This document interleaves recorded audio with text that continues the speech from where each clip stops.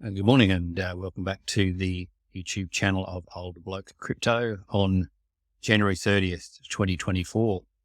And I tweeted this morning about a potential low time frame bull trap that could be being set and that I would then publish this YouTube video all about it. And so here is the video. So as I said there, how market makers use important EMAs to trap retail traders into taking unwise low time frame positions. So let's have a look here and I'll show you exactly what I mean.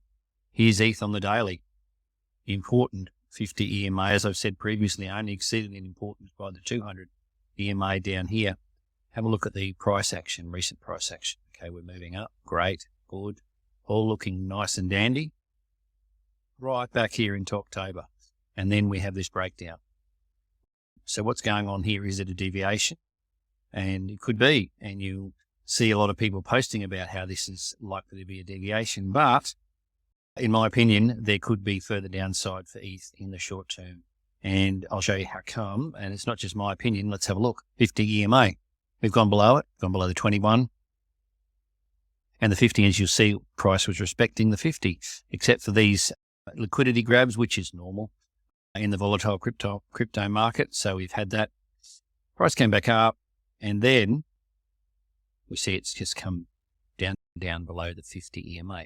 So it's come back up and it is now closed above. And as I was saying on Twitter this morning, 2307 is the price I was watching. And if you look here, 2307 is the 50 EMA level, 50 EMA of yesterday. Now we've just closed the day.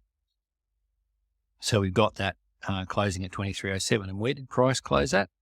Price closed at 2316, and I was watching it all morning, just oscillating and mostly below and then just a little bit above, and then it finished above it. So people can get tempted and go, okay, deviation is finished, time to take a trade.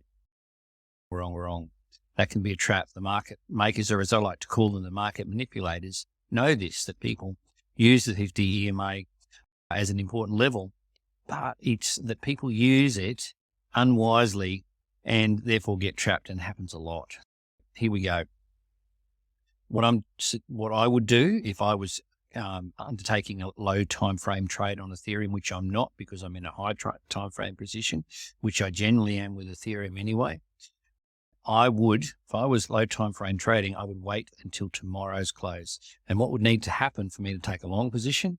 I would need to see this entire candle that's just started for the day being above the 50 EMA, being above it all day and finishing above it. So that would indicate a confirmation that we have reverse price because it's finished yesterday above it and then it completes a whole day above. Without that, I would be sitting on my hands and not taking a trade, certainly not a long position anyway, and not a short position either. But the long is what we're looking at the moment, because yes, this could be a deviation, but as I've said previously, on many occasions you need confirmation. You cannot just work on one indicator, otherwise you're asking for trouble.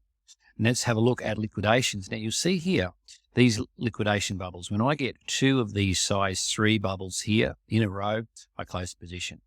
Now, we've got the one, and what is happening here, and from my past experience with this tool, is the price is wanting to go higher. We don't know how much higher it's going to be. It's not indicative of breakout by any means, but price is wanting to go a little higher. And that's all fine, and that's all good and great if we are just experiencing a deviation over here and we're going to go higher. But again, liquidations are not telling us that. On that chart now, let's have a look at the liquidation maps cumulative across the exchanges. And you'll see here on the 1 day, look at all that juicy liquidity sitting onto the downside, with lots of longs have piled in. Certainly longs that are not listening to people like myself who've been around for 27 years in the market and have seen it time and time again, these traps. These people have come in and think, oh, right, we're off to the moon. I'd be very careful if I were you about joining them. Okay, so we look at the 7 day. Yesterday, the 7 day was pretty evenly spread, but look at it today. Wowee, lots to the downside. So lots of upside expected, lots of longs piling in, and good luck to them. But for me, I would suggest that you'd want to wait for confirmations before doing this, because these people could be asking for it. They could be asking for a long squeeze. If anything goes wrong in the next couple of days, for example, GBTC outflows of Bitcoin get higher, or in a day and a half time, when Jerome Powell has his press conference after the FOMC meeting, there's a lot of volatility goes on there. Generally, even though 97% of the market are expecting no change in rates, that doesn't stop volatility coming in half an hour before the interest rates are released to half an hour after Jerome Powell gives his speech. So certainly if I was in a high leverage position and I was close to the price action, I would be very wary about entering that position right now. Okay, and so then we look at ETH BTC, and this is really looking at multiple confirmations. This is really a contraindication of a long position because it continues to decline. Now, King Bitcoin goes up, great, the whole market goes with it. A rising tide lifts all boats. Yes, it does. But in the absence of that, just look at this here. This is a contraindicator to the Ethereum price finishing above the 50 EMA as we see here. It's a contraindicator again. And an important contraindicator. It's not just pulled out of thin air. It's very important. And when we go to BTC, one of the reasons is because it's above its own 50 EMA. And you see that here, it's a day ahead of where we are in Ethereum land in the sense of, yes, this could be a deviation. It's finished above or just right on the 50 EMA yesterday. Sorry, 2 days ago, because this is today. As you can see, we're just entering it.